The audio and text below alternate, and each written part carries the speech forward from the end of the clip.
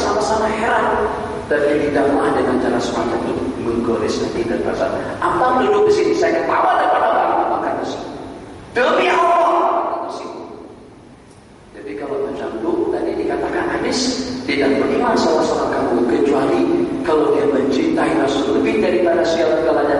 Hadis yang lain tidak beriman salah seorang kamu sehingga dia mencintai saudaranya. Saya saudara Anda, kita saudara. Memang tidak ada hubungan darah. Kita tidak ada hubungan asal, tapi kita ada hubungan agama. Kita sama-sama agama, kita sama-sama orang Melayu.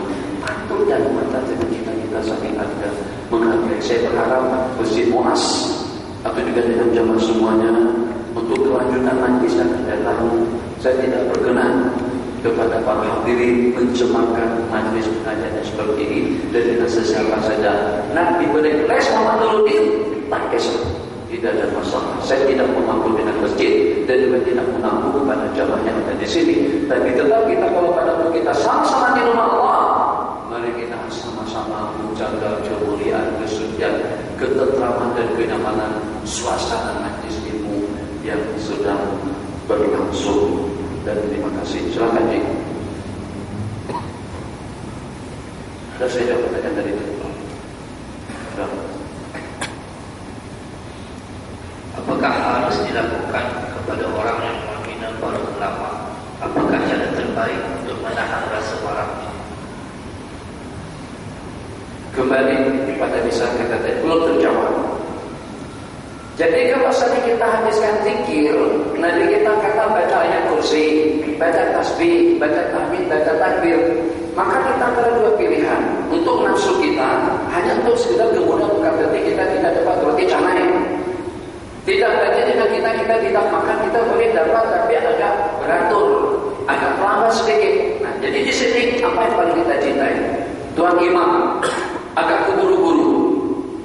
Mungkin disebabkan karena urusan keluarga, mungkin disebabkan karena urusan anak. Itu yang kadang-kadang sebagian daripada mereka menyunat dengan bahasa saya atau menggugurkan sebagian daripada amalan sunnah.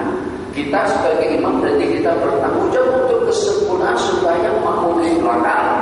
Kalau kita baca kursi, mereka juga akan ikut membaca. Kalau kita bertakbir, mereka juga akan ikut membaca. Kalau kita tinggalkan, pun juga ramai yang meninggalkan. Sekarang penjemahan sunat-sunat baginda yang seperti itu, kalau memang benar, kalau memang betul dengan kita cinta kepada baginda Nabi, melebihi diri kita, keperluan kita, tentu dengan kita awali, kita mulakan dengan yang semacam itu terlebih dahulu, baru kita dengan urusan pribadi kita masing-masing. Silakan ulangi sekali lagi.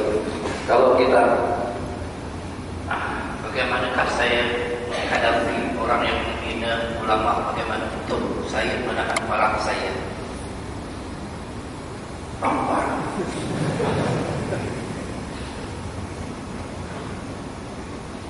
Nabi kita bersabda dalam sebuah hadis, bersifat adani waliyan faqad antuhu bil harbi. Sesiapa saja yang menganiaya, membenci, memusuhi kekasihku, maka aku akan isytiharkan perang kepadanya. Ulama mengatakan luhumul awliya luhumul ulama'i masmumah wa adatullah ala muntahdikihi maklumah.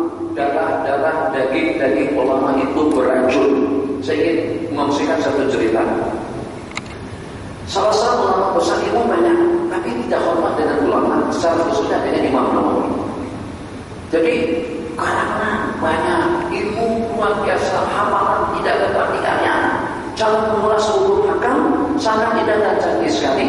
Tapi agak kurang hormat dengan salah satu ulama besar, itu dengan Imam Nawawi rahimahullah taala, mulutnya senantiasa mencerita dan mencaci beliau.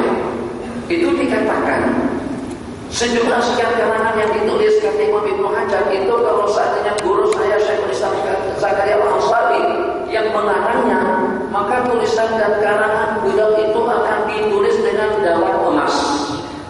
Itu peribahasanya semacam itu, sangat kurang ajar sekali. Tapi ternyata kita itu tidak manfaat, tidak memberikan kesan dan perubahan kepada masyarakat. Bahkan pada zat yang berkenaan itu meninggal dunia, suasana mengagetkan dan mengagumkan, tegangan semuanya pada waktu jenazah yang sudah tertutup dengan kain kafan yang tinggal lain, tapi muka dan mulut masih kelihatan. Datang satu ekor kucing, kita termasuk menerkamnya juga menggigit lidahnya dan hilang seketika itu juga. Jadi kata ulama itu sebagai petanda dan balasan Allah kepada yang berkenan itu, karena dengan lisan yang berkenan senantiasa mencela dan mencaci maki para ulama. Jadi ulama yang dimaksud, kalau seandainya yang dimaksud itu adalah ulama al-akhirah, ulama al-haqiqi, ulama warasatul anbiya, celaan dan cerca itu boleh membawa kepada kekufuran. Sebab Nabi kita bersabda, ulama warasatul anbiya, mencerca para nabi-nabi dan rasul, mencerca para warisan pada para nabi-nabi dan rasul, itu adalah iman Islam cabarannya.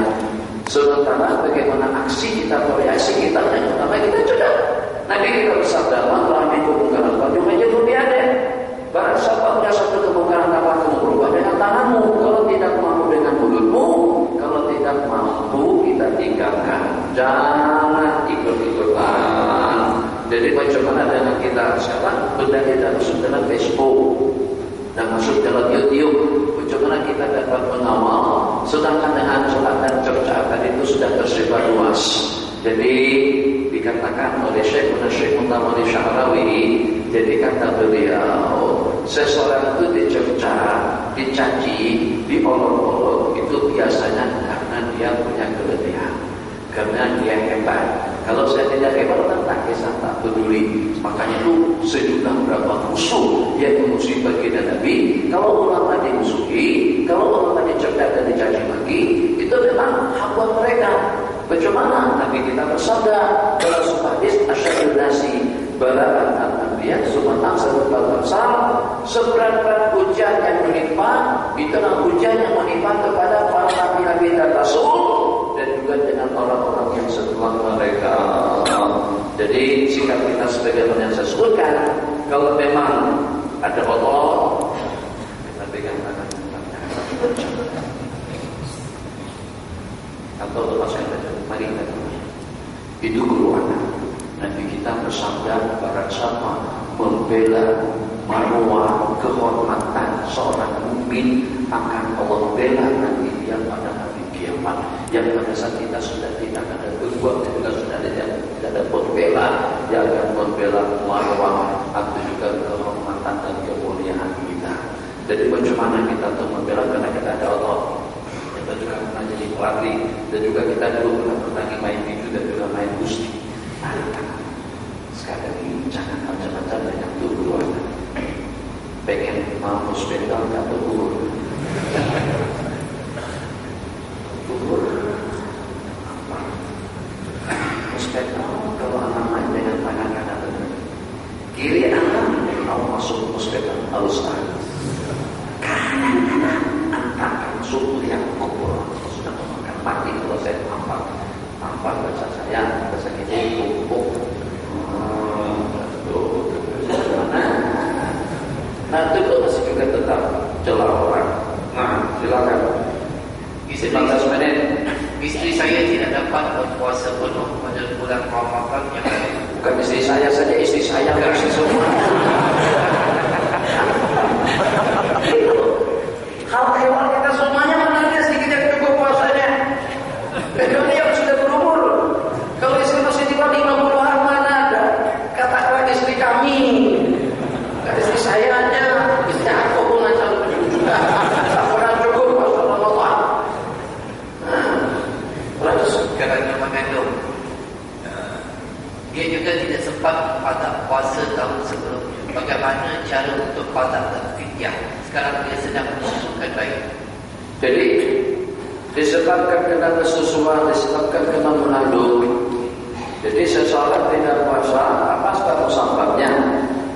Jadi kata ulama, kalau seandainya tidak berpuasa, itu disebabkan kena kerisauan dan kekhawatiran kepada diri pribadi dia sendiri. Ya begitu hanya untuk wajib itu cuma hanya pokoknya saja. Tapi kalau saya berbuka puasa karena anak, berbuka puasa karena susuan, takut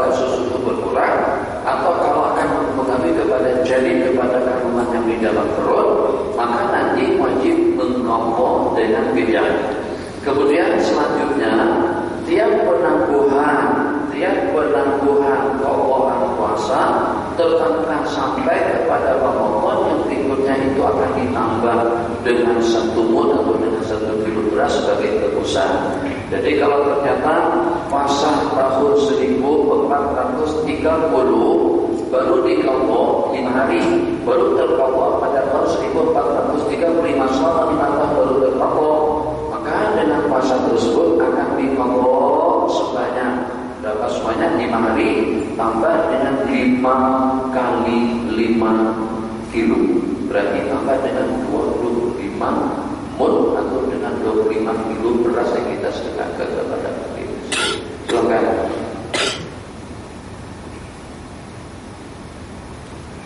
Bagaimanakah untuk jemaah wanita yang solat berjemaah di masjid? Adakah perlu dilindungi pandangan mereka terhadap makmum dan imam di hadapan dengan takbir, kerana dikatakan bagi menghalang mereka dari memandang tubuh makmum lelaki di hadapan. Jadi ada takbir yang macam itu, ada takbir daripada kayu. Kalau saja penghalang antara dua bangunan itu dengan seumpama cermin ditutup, katakan saja ini bukan masjid, ini bangunan. Di bangunan sana juga bangunan. Maka pada saat ada kumpulan makmum yang sembahyang di sana, terpisah dengan kumpulan makmum yang ada di dalam, terpisahnya mereka dengan bangunan yang terkunci, atau juga dengan cermin yang ditutup, atau dengan pintu yang tertutup, atau dengan yang seumpamanya, maka dengan makmum yang itu tidak sah mengikut imam yang ada di dalam, ikut azan kita, karena dia sudah terpisah. Tapi kalau misalnya seperti gording atau seperti langsir, seperti tirai yang ada seperti ini, itu tidak menembus atau tidak menghalang mereka untuk bergabung atau juga untuk maju ke depan.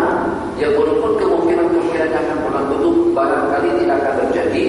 Di antara daripada ikhtilafat kemungkinan yang akan berlaku, kalau misalnya imam batal, maka dengan makmum yang berada di luar tadi itu mampu untuk menggantikannya tanpa ada penghalang dan tanpa harus melakukan perkara-perkara yang boleh membatalkan sembahyang seketika menuju imam. Jadi kembali pada permasalahan kita, apakah selotnya pakai gording, langsir, tirai semacam itu? Kalau pakai dan dia tidak menghalang pergerakan daripada musliman di dalam. Kalau tidak mengapa, tidak pakai pun juga tidak mengapa. Kenapa? Sebab di Masjid Nabawi di zaman Rasulullah SAW itu tidak ada tirai yang memisahkan antara jamaah laki-laki dengan jamaah perempuan di belakang. Mana buktinya? Pernah saya katakan, Nabi kita berpesan kepada musliman di belakang agar jangan terburu-buru bangkit daripada sujud. Jangan terburu-buru, jangan cepat bangkit daripada sujud, takut kalau ternampak bagian aurat laki-laki yang tidak boleh dilihat oleh perempuan. Kenapa Nabi kita merisaukan perkara semacam itu? Sebab banyak di kalangan para sahabat Nabi pada permulaan Islam yang hanya menggunakan satu helai kain saja, satu helai kain saja. Jadi baju tandanya akan pakai kain. Jadi pada masa rukuk sujud kena kain sampai ke lutut, itu kadang-kadang ternampak bagian yang tidak boleh dilihat oleh seseorang. Nah, jadi kalau perempuan itu bangkit, sami Allahu liman hamidah, masih tahan. Pada masa sujud, Allahu Akbar. Ada standar buat itu masalahnya. Jalan. Apakah jika pegawai polis yang beragama Hindu bersembahyang mereka dengan berpakaian uniform polis yang tertera kalimah Allah dan Muhammad SAW? Polis itu buat coba kalau dengan polis yang beragama Hindu memakai pakaian uniform polis tertera kalimah Allah dan Muhammad. Ya. Jadi kemarin dibuat program di Kalostar di jabat polis masjid dan dihadiri oleh ketua polis Kedah, Mayor Jenderal Ahmad bin Syamar, dengan sambutan yang cukup membanggakan. Jadi rupanya polis seperti pada kita. Cuma saya katakan pada saat itu kita hanya beda jabatan, beda pakaian. Jadi pada permulaannya saya lepaskan jubah, buka saja pakaian dinas kalian, yang ada pingat, yang ada bintang, itu dengan kapten, itu dengan kolonel, mayor jenderal, brigadier jenderal, kolonel, kapten, kolonel, dan kolonel, dan juga dengan sebutan-sebutan yang seumpamanya. Itu kalau kita buka baju, kalau polis tetap lepaskan baju mereka dari ujung rambut sampai ujung kuku, tidak jauh berbeda juga dengan kita. Yang kalau boleh mencederahkan kita juga boleh mencederahkan mereka. Yang rasa perih dan sakit dengan kita pada saat terkesan dengan pukulan atau seumpamanya pun juga semacam itu dengan batang tubuh mereka. Kita hanya beda jabatan, hanya beda kedudukan, tapi kita mempunyai manfaat yang sama, asal-asalnya sama, dan juga dengan kesudahan yang sama. Itu bukan permasalahan. Yang kita masalahkan itu bagaimana tentang kalimat Allah dan Muhammad yang ada di situ.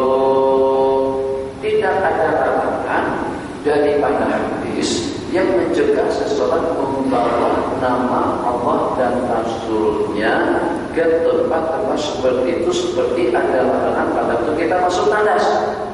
Kalau pada waktu kita masuk tandas, memang kita disuruh untuk menanggalkan tulisan-tulisan yang semacam itu, kalimat Allah, kalimat Muhammad, Al-Quran, dan juga dengan kata-kata kalimat-kalimat yang seumpamanya. Sementara kekuil bagaimana? Jadi kalau seandainya yang membawa tadi itu adalah polis yang beragama Islam, mungkin boleh dipermasalahkan kalau seandainya memang ada niat, ada tujuan untuk menghinakan dua kalimat tersebut. Tapi kalau tidak terlintas dalam benak kepala mereka dan sama sekali tidak ada tujuan untuk menghinakan, insya Allah itu tidak mengapa. Yang lain 7 menit. Saya ingin beristiqamah dan berjaya menjaga solat. Cumanya saya tidak khusyuk dalam solat itu. Mohon. Tak ada masalah yang beristiqamah dulu. Salat dulu setapang.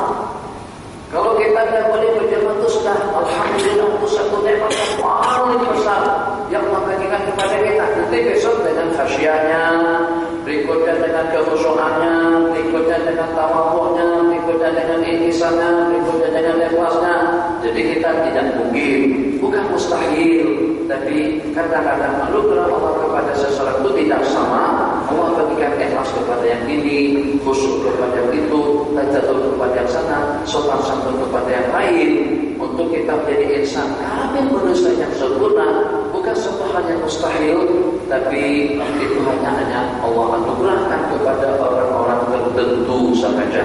Jadi yang walaupun kurang khusyuknya, kalau pada saat Allah sudah berkenan untuk menjemput kita hadir ke rumah Allah Jalla wa'ala, itu sebagai satu penghormatan juga sebagai satu nikmat yang Allah berikan kepada seseorang. Di saat dengan kita boleh menjadi wakil yang terpilih daripada sejuta sekian ramai yang tidak tahu waktu, yang sembahyangnya kadang-kadang tertangguhkan, yang kadang-kadang tidak dilaksanakan. Tapi bagaimana agar dengan kita boleh khusyuk?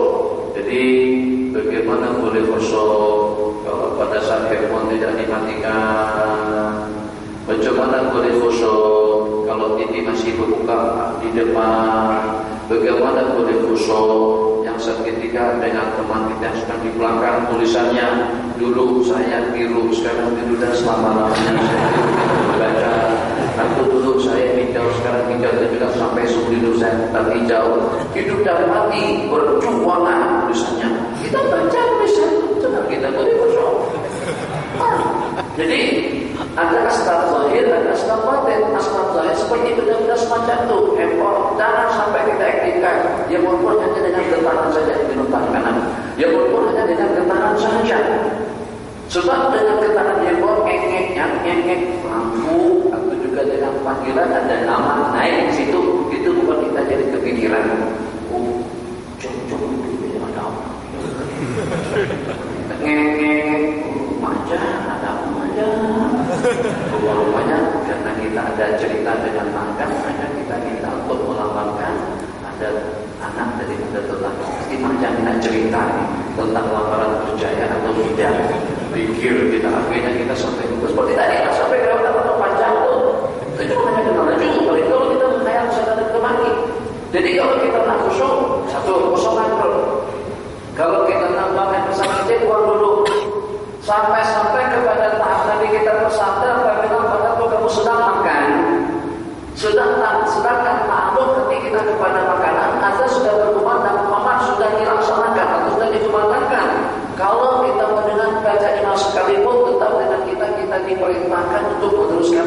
kita terlebih dahulu agar kita sembahyang boleh khusyuk. Bagaimana kita boleh khusyuk sembahyang sampai restoran? Kadang-kadang kita cuma bawa sate, kadang-kadang kita cuma bawa biryani, kadang-kadang kita cuma bawa nasi mandi. Wah, dihangus, mesti hangus. Bagaimana boleh khusyuk? Jangan sedang dengan restoran, jangan sedang di tempat yang fisik. Satu, dan yang paling asasi sekali, pahami bahasa komunikasi kita dengan Allah.